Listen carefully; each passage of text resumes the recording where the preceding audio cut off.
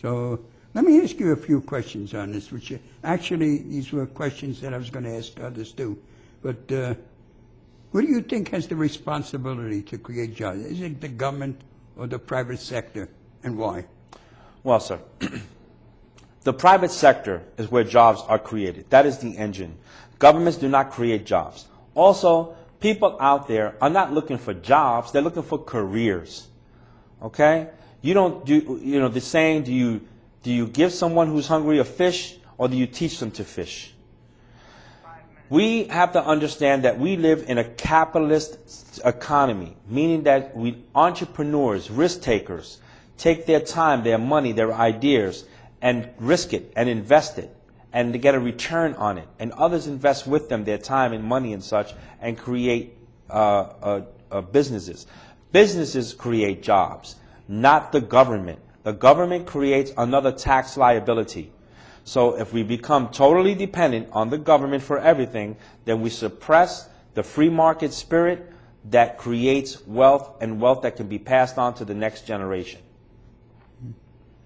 You know, it was always said that America was once the manufacturing capital of the world. What changed that? Was it government interference with the free market system? Or is it the private sector's greed for bigger profits by outsourcing? Yes. Capitalism is the maximization of profits. People do not go into business to lose money. They go into business to make a profit. By acting upon one's self-interest and one's interest to create more wealth, creates more wealth for others, because a rising tide raises all ships. When a government who has no idea of how to create jobs, of how to create the environment for businesses to flourish so they can create jobs, then when you start at any level of government, start to minimize and capture and confiscate the profits of private sector jobs, of private sector businesses, they're going to leave that area and take the jobs with them. What is the proof? Look at Rockland County. Pfizer was being overtaxed. There was nothing Pfizer could do to make a buck in Rockland County. All they were doing was just being suppressed. So what did they do? They packed up their company and left, and took 2,000 jobs in tow, laid off 2,000 Rocklanders. Just like that. Why? Well, this is the thing, and this is the thing that I don't understand about elected officials. I mean, when they started outsourcing our products that we used to manufacture here, I mean, logic tells you that if you take your product and you give it to somebody else in another country to manufacture, you're taking it away from your people. How do you replace that? How do you replace that person's ability to earn if you take those jobs that you've created, that they've created, not the government, but that they themselves created? So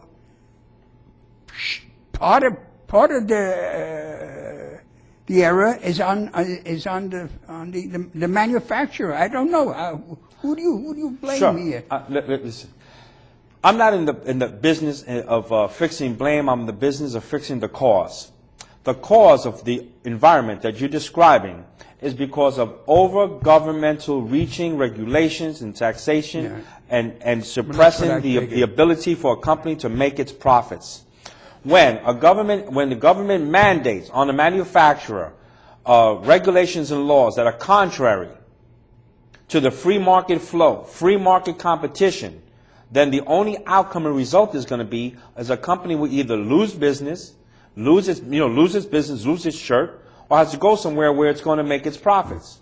Anthony, so I don't want to disturb you, but so go ahead. We only have a couple of minutes left, so I want you to take those 2 minutes and tell the people why they should vote for you.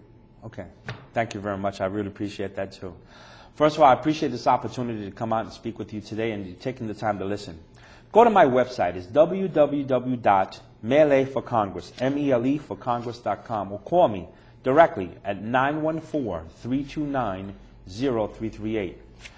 I'm running for the United States Congress because I believe that America is the greatest country on the planet and the symbol of freedom, and we enjoy it, and it's in peril. My background and profession is I am a crisis manager. I'm a professional crisis manager, and we are in crisis. We're looking at a United States Congress who are the stewards of our money, who are spending it wantonly and irresponsibly.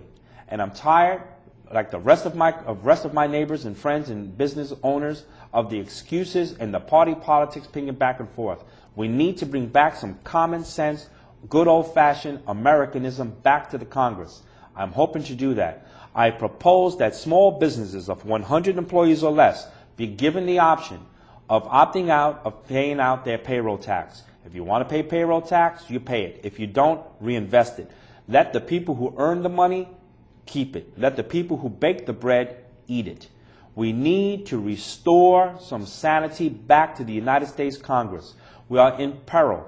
We are the target of terrorist nations and terrorist organizations around the world trying to topple our way of life. We have a government that is clueless. We have a government that wants to impose nannyism, to be our nannies and turn us into a socialist state. We must remain free. And I hope you help me to do that by casting your vote for me on November 2nd. Anthony, it's time for us to... I want to thank you again for coming. And I want to thank everyone out there for watching.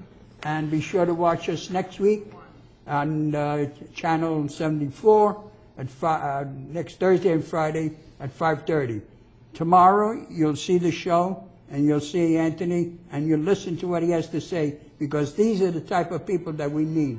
If we need change, he is the one to start that change. So let's all get behind him. Get out there and vote and push that lever up. Thank you very much for watching, and good night.